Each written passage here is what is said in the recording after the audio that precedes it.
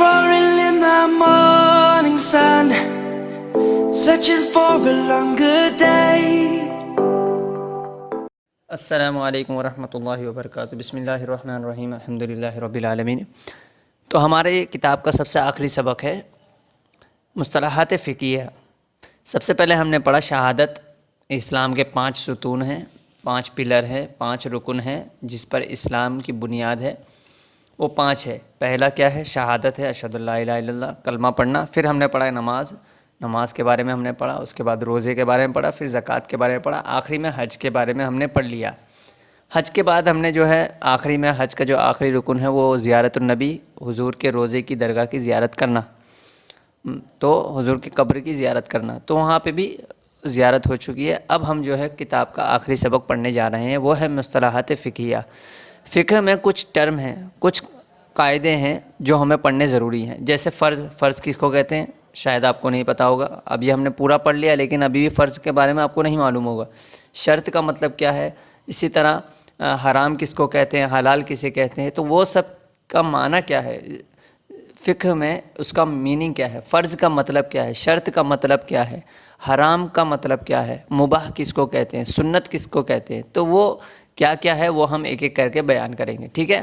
تو آپ کو غور سے سننا ہے اور اچھے سے سمجھتے ہوئے آگے جانا ہے، ٹھیک ہے؟ ہم شروع کرتے ہیں۔ مصطلحات فقہیہ، اصطلاحات، فقہ کی اصطلاحات، فقہ کے ٹرم، سمجھے؟ فقہ میں کچھ استعمال ہوتے ہیں تو اس کا معنی کیا ہوگا وہ ہم پڑھیں گے۔ سب سے پہلے آتا ہے فرض۔ فرض کس کو کہتے ہیں؟ اس حکم کو کہتے ہیں جس کا ثبوت دلیل قطعی سے ہو۔ دلیل قطعی مطلب قرآن اور حدیث سے ہو، جس کا حکم قرآن اور حدیث سے ہو اور اس کا کرنا ضروری ہو۔ جیسے قرآن میں ہے کہ آپ لوگ نماز پڑھنا ہے، حضور نے بھی فرمایا کہ آپ لوگ نماز پڑھنا ہے نہیں تو گنہگار ہوں گے، تو یہ جو دلیل ہے ہم نماز پڑھتے ہیں، جو نماز ہم 5 وقت کی پڑھتے ہیں وہ کہاں سے ثابت ہے؟ قرآن میں آیا ہے، حضور نے بھی فرمایا، تو یہ کیا ہے؟ فرض ہے، تو اس کو فرض کیا کہتے ہیں؟ فرض کس کو کہتے ہیں؟ جس کا ثبوت جو ثابت ہے دلیل قطعی۔ دلیل قطعی مطلب قرآن اور حدیث میں ثابت ہے، جو قرآن اور حدیث سے ثابت ہے اس کو ہم فرض کہتے ہیں، اس کا کرنا ضروری ہے، ٹھیک ہے؟ اگر نہیں کیے تو گنہگار ہوں گے۔ رکن کس کو کہتے ہیں؟ اسلام کے 5 رکن ہیں، 5 رکن ہیں۔ رکن کس کو کہتے ہیں؟ اس چیز کا نام ہے جس پر کسی چیز کا یا جس کے ذریعے کسی چیز کا یا جس کے ذریعے کسی چیز کی تکمیل ہوتی ہو، یعنی اور وہ رکن اس چیز میں داخل ہو، یعنی اس کے ذریعے وہ چیز تکمیل ہوتی ہے۔ جیسے ہم نے کہا کہ اسلام کے 5 رکن ہیں، اگر جب اسلام میں 5 رکن ہیں ہم نے کہا، تو اگر یہ رکن نہیں ہے تو اسلام نہیں ہوگا، تو یہ رکن اس کی مین ہے۔ جیسے شہادت نہیں ہے تو مسلمان نہیں ہوگا، اسی طرح نماز نہیں پڑھتا ہے تو بھی مسلمان نہیں ہوگا، اسی طرح روزے نہیں رکھتا ہے تو بھی مسلمان نہیں ہوگا، تو یہ چیزیں جو ہیں اس کے ذریعے اسلام بنا ہے، ان 5 کو ملا کر اسلام بنا ہے۔ کیا ہے؟ آئیے تعریف پڑھتے ہیں۔ اس چیز کا نام ہے جس پر کسی چیز کا یا جس کے ذریعے کسی چیز کی تکمیل ہو، جس کے ذریعے کوئی چیز مکمل ہوتی ہو، اس کو ہم رکن کہتے ہیں۔ جیسے اسلام کے 5 رکن ہیں، ان 5 رکن کی وجہ سے اسلام کیا ہو رہا ہے؟ مکمل ہو رہا ہے، اور وہ رکن اس چیز میں داخل ہے، اسلام میں یہ 5 چیز داخل ہے۔ اچھا، شرط کس کو کہتے ہیں؟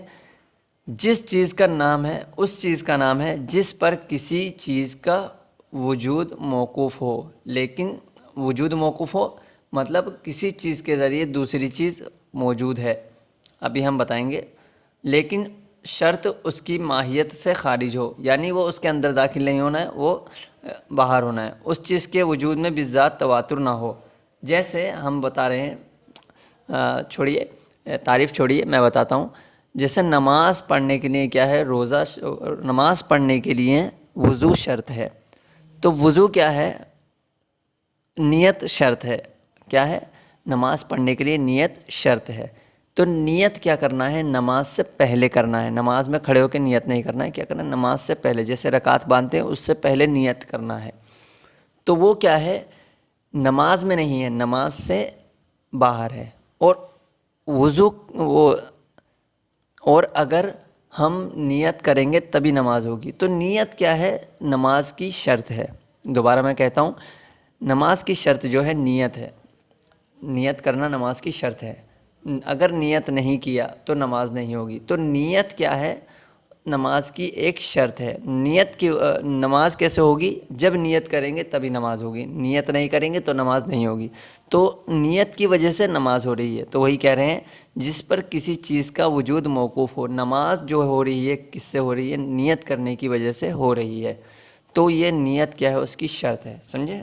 اس کو ہم شرط کہتے ہیں، یعنی کسی چیز کا ہونا کسی چیز کے ذریعے سے، ایک چیز کا ہونا دوسرے کے ذریعے سے، ایک چیز کا ہونا دوسرے کے ذریعے سے۔ ایک نہیں کیا، اگر یہ نہیں کیا تو وہ نہیں ہوگا، یہ نہیں کیا تو وہ نہیں ہوگا، سمجھے؟ کھانا نہیں کھایا تو پیٹ نہیں بھرے گا، سمجھے؟ تو اسی طرح ایک ایگزامپل، کھانا نہیں کھایا تو پیٹ نہیں بھرے گا، اس طرح۔ تو یہی ایک ایگزامپل ہے کہ اگر وضو نہیں کیا تو نماز نہیں ہوگی۔ تو نماز کس سے مکمل ہو رہی ہے؟ وضو کرنے سے۔ تو وضو کیا ہے؟ نماز کی شرط ہے، ٹھیک ہے؟ یہ ہو گئی شرط۔ فرض اعتقادی انشاءاللہ ہم بعد میں پڑھیں گے، فرض عملی بھی بعد میں پڑھیں گے، واجب اعتقادی ہم بعد میں پڑھیں گے، اور اسی طرح واجب عملی بھی بعد میں ہم پڑھیں گے۔ اب ہم پڑھتے ہیں سنت مؤکدہ۔ سنت مؤکدہ کس کو کہتے ہیں؟ جس کو نبی نے ہمیشہ کیا ہو، سمجھے؟ اس کو ہم سنت مؤکدہ کہتے ہیں۔ البتہ بیان جواز کے لیے کبھی چھوڑ بھی دیا ہو، شاید کبھی نبی نے چھوڑ دیا ہو، لیکن ہمیشہ جس کو نبی نے کیا ہے اس کو سنت مؤکدہ کہتے ہیں، سمجھے؟ سیدھی تعریف ہے، جس کو حضور نے ہمیشہ کیا ہو اس کو سنت مؤکدہ کہتے ہیں۔ یا جس کے کرنے کے نبی نے تاکید فرمائی ہو، یعنی حضور نے فرمایا کہ یہ کرو، یہ کرو، یہ کرو، یہ کرو، تو اس پہ کیا کہا؟ حضور نے بہت سختی کی ہے کہ اسے کرو، اسے کرو، تو اسے کیا کہتے ہیں؟ سنت مؤکدہ کہتے ہیں۔ جو رسول نے ہمیشہ کیا یا اسے ہمیشہ کرنے کے لیے کہا تو اس کو سنت مؤکدہ کہتے ہیں۔ مگر چھوڑنا بالکل منع نہ فرمایا، اور یہ نہیں کہا کہ اسے چھوڑو، سمجھے؟ یہ نہیں کہا کہ اسے چھوڑ دو، بلکہ ہمیشہ کرتے تھے اور حکم بھی دیتے تھے۔ کبھی کبھار چھوڑ دیتے تھے، لیکن کسی کو کہا نہیں کہ چھوڑنا ہے، سمجھے؟ مگر چھوڑنا بالکل منع نہیں فرمایا۔ یہ نہیں فرمایا حضور نے کہ اسے چھوڑ دو، وہ ہمیشہ کرتے تھے، ہمیشہ ان کو کرتے ہوئے دیکھا گیا ہے، اور کہتے تھے کہ تم بھی کرو، یہ نہیں کہا کہ تم مت کرو، سمجھے؟ تو اس کو سنت مؤکدہ کہتے ہیں۔ جو حضور نے ہمیشہ کیا اس کو سنت مؤکدہ کہتے ہیں، یا کہا کہ اسے ہمیشہ کرو تو اسے بھی سنت مؤکدہ کہتے ہیں۔ لہٰذا سنت مؤکدہ کا چھوڑنا برا اور کرنا ثواب، اور کبھی ترک پر عتاب، اور ہمیشہ چھوڑنے پر استحقاق ثواب عذاب ہے۔ یعنی سنت مؤکدہ کو چھوڑنا برا ہے اور کرنا جو ہے ثواب ہے۔ کبھی ترک پر عتاب ہے، یعنی حضور نے فرمایا کہ کیوں نہیں کیا، افسوس کیا اور اس کو تھوڑا برا کہا کہ آپ نے نہیں کیا تو اچھی بات نہیں ہے، ایسے کر کے کچھ برائی فرمائی۔ یعنی کہنا کیا چاہ رہے ہیں کہ اگر چھوڑ دیا تو وہ برا ہے، اگر ہمیشہ کیا تو اس کو ثواب ہے، اور کبھی کبھار چھوڑ دیا تو اس کے لیے برائی ہے کہ اس کو نہیں چھوڑنا چاہیے تھا، اس کو ہمیشہ کرنا ہے، اور اگر جان بوجھ کر ہمیشہ چھوڑتا ہے تو اس پر گناہ کا عذاب ہے، سمجھے؟ سنت مؤکدہ یہ ہے جو نبی نے ہمیشہ کیا۔ اب سنت غیر مؤکدہ کیا ہے؟ جس کا چھوڑنا شریعت کی نظر میں ناپسند ہو، مگر ترک پر عذاب وعید نہ ہو۔ یعنی کیا کہہ رہے ہیں کہ کوئی ایک کام جس کا چھوڑنا شریعت میں کیا ہے؟ ناپسندیدہ ہو، اس کو پسند نہیں کیا گیا، جیسے عصر سے پہلے 4 رکعت سنت، ٹھیک ہے؟ عصر سے پہلے 4 رکعت سنت، یہ سنت غیر مؤکدہ ہے، مطلب اسے چھوڑ دیا تو فرض نماز اس کے بعد پڑھ لی، اگر کسی نے چھوڑ دیا اور فرض نماز پڑھ لیا، عصر سے پہلے 4 رکعت ہیں تو عصر کی 4 رکعت چھوڑ دیا، تو اس کے چھوڑنے پر جو ہے ناپسندیدہ ہے کہ اس کو پڑھنا چاہیے تھا، اس نے برا کیا، سمجھے؟ تو اسے کیا ہے؟ کرنا چاہیے تھا۔ یہ کیا ہے؟ سنت غیر مؤکدہ ہے، جس کا چھوڑنا شریعت کی نظر میں ناپسند ہو، شریعت کی نظر میں اسے پسند نہیں کیا گیا ہو، اور عذاب بتایا گیا ہو کہ اس کا گناہ ہے، خواہ نبی اس فعل پر مداومت کی یا نہ کی، چاہے وہ نبی نے ہمیشہ کیا یا نہیں کیا۔ کوئی ایسا کام جو چھوڑنے پر شریعت میں کیا کیا گیا، قرآن و حدیث میں تو ہے نہیں، لیکن وہ کیا کرتا ہے؟ چھوڑنے پر اس کو برا کہا گیا ہو اس فعل پر، اور حضور نے صلی اللہ علیہ وسلم نے اس کو چاہے ہمیشہ نہ کیا گیا ہو، اگر چاہے نہ کیا ہو، لیکن کیا کر رہا ہے؟ اگر اس نے چھوڑا تو شریعت میں کیا آئی ہے؟ اس پر ناپسندیدہ آئی ہے، تو اس کو ہم کرتے ہیں کہ سنت غیر مؤکدہ۔ جیسے عصر سے پہلے 4 رکعت نماز سنت، اگر اس کو چھوڑ دیا تو اس کے لیے برائی ہے، اس کو پڑھنا چاہیے تھا، اس کو پڑھنا ہمیشہ چاہیے، سمجھے؟ تو اس کو نہیں چھوڑنا چاہیے، اگر چھوڑیں گے تو برائی ہے، اس پر عذاب بھی ہے، ہمیشہ چھوڑنے والے پر عذاب بھی ہے، اور حضور صلی اللہ علیہ وسلم نے چاہے اسے حضور صلی اللہ علیہ وسلم نے ہمیشہ نہ کیا گیا ہو، اور اس کا کرنا جو ہے ثواب ہے، اور نہ کرنا اگرچہ عادتاً ہو موجب عذاب نہیں، سمجھے؟ اگر ہمیشہ نہیں کرتا ہے تو عذاب نہیں ہے، لیکن اس کے لیے برائی ہے۔ مستحب کس کو کہتے ہیں؟ جو شرع کی نظر میں، شریعت کی نظر میں، اسلام کی نظر میں پسند ہو، بہت زیادہ پسندیدہ ہو، مگر چھوڑنے پر کچھ ناپسندیدہ ہو، نفرت نہ ہو۔ اگر کیا تو بہت زیادہ پسند ہے، اگر نہیں کیا تو غصہ نہیں ہے اس سے، سمجھے؟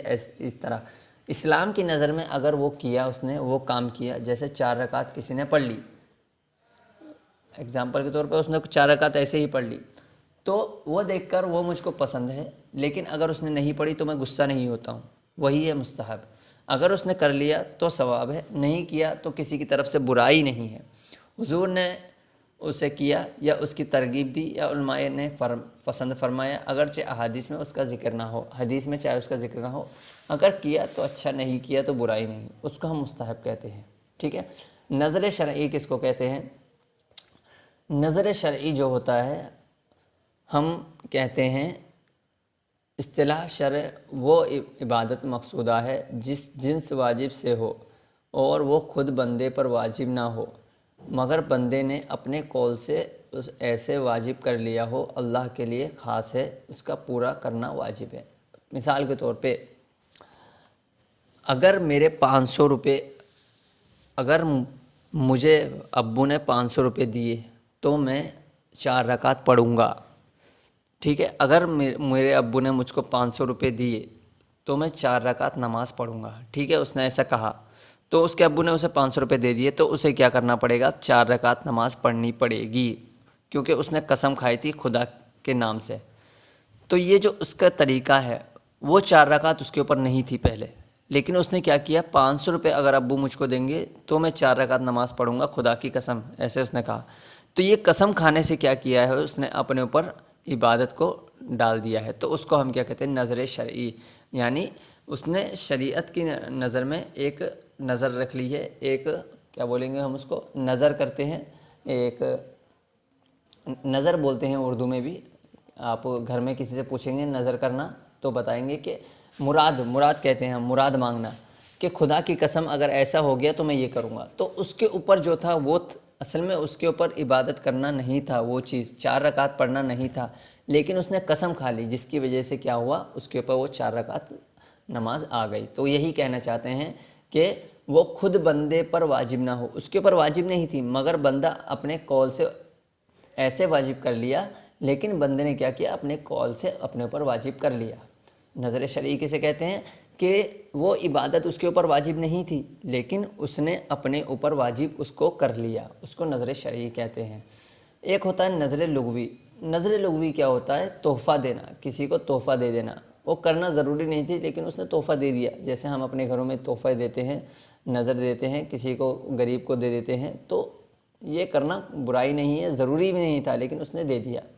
اولیاء کے نام سے جو نظر مانی جاتی ہے کہ میں درگاہ پہ چادر چڑھاؤں گا، اس طرح سادی سمپل میں کہا کہ انشاءاللہ درگاہ پہ جا کے چادر چڑھائیں گے، اس کا معنی نذرانہ ہے، نذرانہ دینا، تحفہ دینا۔ جیسے کہ کوئی اپنے استاد سے کہے کہ یہ آپ کی نظر ہے، یہ میں آپ کو تحفہ دیتا ہوں، تو یہ لغوی ہے، یہ بالکل جائز ہے۔ نظر لغوی بندوں کے لیے ہو سکتی ہے، مگر اس کا پورا کرنا شرعاً واجب نہیں۔ اگر کسی نے کہا لیجئے استاد میں آپ کو 500 روپے دوں گا، اس طرح کہہ دیا اس نے، استاد انشاءاللہ میں آپ کو 500 روپے دوں گا، تو یہ اس کے اوپر کرنا ضروری نہیں، وہ چاہے تو بعد میں دے، چاہے نہ دے، وہ اس کے اوپر ہے۔ جیسے ہم تحفے دیتے ہیں اپنے گھروں میں، ضروری نہیں ہے کہ وہ تحفے دیں، لیکن کیا کرتے ہیں؟ ہم گھروں میں تحفے دیتے ہیں، وہی ہے۔ مثلاً 11ویں کی نظر جیسے 11ویں میں ہم بانٹتے ہیں فاتحہ بزرگان دین کی نظر، جیسے ہم فاتحہ کرواتے ہیں گھروں میں، تو یہ سب کرنا ثواب کا ہے، نہیں کیا تو برائی نہیں ہے، سمجھے؟ تو یہ نظر ہے، مطلب تحفہ ایک طرح سے مراد ہے۔ مباح جس کو کہتے ہیں جس کا کرنا نہ کرنا برابر ہو۔ مباح مطلب کیا نہیں کیا برابر ہے، کیا تو اچھی بات، نہیں کیا تو کوئی بات نہیں۔ اس طرح 2 رکعت نفل آپ نے کیا کیا؟ وضو کر کے ایسے پڑھ لیا، کیا تو ثواب، اگر نہیں کیا تو کوئی گناہ نہیں، کیونکہ وہ پڑھنا ہے، آپ کو پڑھنا چاہیے، ٹھیک ہے؟ پھر انشاءاللہ ہم باقی اگلی کلاس میں پڑھیں گے۔ آج کی کلاس میں اتنا ہی، انشاءاللہ باقی کا حصہ اگلی کلاس میں۔ السلام علیکم ورحمۃ اللہ وبرکاتہ۔